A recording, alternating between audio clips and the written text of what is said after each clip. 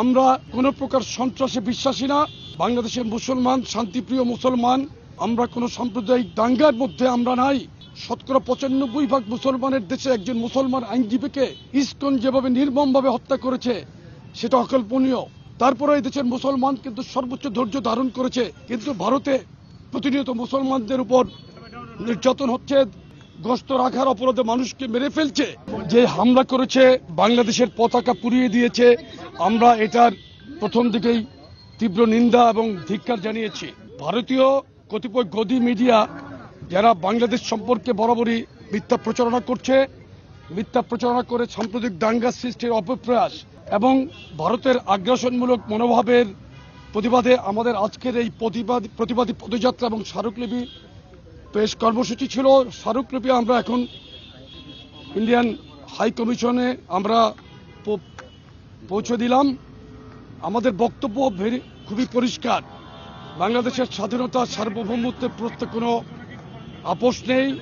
বাংলাদেশের জনগণকে সবসময় ঐক্যবদ্ধ করে বিএনপির ভারপ্রাপ্ত চেয়ারম্যান জনাব তারেক রহমান সবসময় ঐক্যের কথা বলেছেন, বাংলাদেশের জনগণের অধিকারের কথা বলেছেন, স্বাধীনতা সার্বভৌমত্বের প্রশ্নে কোনো আপোষ নেই এই কথা বলেছেন। এবং এই কথাটি প্রতিধ্বনি যুবদল, স্বেচ্ছাসেবক দল, ছাত্রদল আজকে রাজপথে করেছে। আমাদের এই প্রতিবাদ কর্মসূচি শান্তিপূর্ণ কর্মসূচি ছিল। আমরা কোনো প্রকার সন্ত্রাসে বিশ্বাসী না। বাংলাদেশের মুসলমান, শান্তিপ্রিয় মুসলমান। আমরা কোনো সাম্প্রদায়িক দাঙ্গার মধ্যে আমরা নাই। দেখেন, এই 95% ৯৫% মুসলমানের দেশে একজন মুসলমান আইনজীবীকে ইসকন যেভাবে নির্মমভাবে হত্যা করেছে সেটা অকল্পনীয়। তারপরে এই দেশের মুসলমান কিন্তু সর্বোচ্চ ধৈর্য ধারণ করেছে, সংযম দেখিয়েছে, কিন্তু ভারতে প্রতিনিয়ত মুসলমানদের উপর নির্যাতন হচ্ছে। শ্বশ্রমণ্ডিত বৃদ্ধ মুসলমানদেরকে তারা দাড়ি টেনে ছিঁড়ে ফেলছে, গস্ত রাখার অপরাধে মানুষকে মেরে ফেলছে। এই সমস্ত উগ্র সন্ত্রাসী ভারতীয়দের প্রতি আমরা তীব্র ধিক্কার এবং নিন্দা জানাই।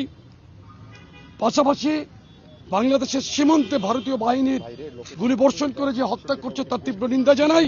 প্রত্যেকটি অপপ্রয়াস, ভারতের অপপ্রয়াসকে আমরা তীব্র নিন্দা জানাই। আমরা ভারতের প্রতি আমরা সুপ্রতিবেশী সুলভ আচরণ চাই। ইতিপূর্বে আমাদের প্রিয় নেত্রী দেশনেত্রী বেগম খালেদা জিয়া বলেছিলেন, বাংলাদেশের বাইরে আমাদের কোনো প্রভু নেই, আমাদের বন্ধু আছে কিন্তু কোনো প্রভু নেই। আমরাও সেই একই নীতিতে বিশ্বাসী। আমরা বন্ধুসুলভ প্রতিবেশী চাই। কোনো আগ্রাসী মনোভাবাপন্ন কোনো প্রতিবেশীর দরকার নাই। আমরা মানুষের অধিকার রক্ষায় সর্ব অবস্থায় জনগণের পাশে থাকবো ইনশাল্লাহ।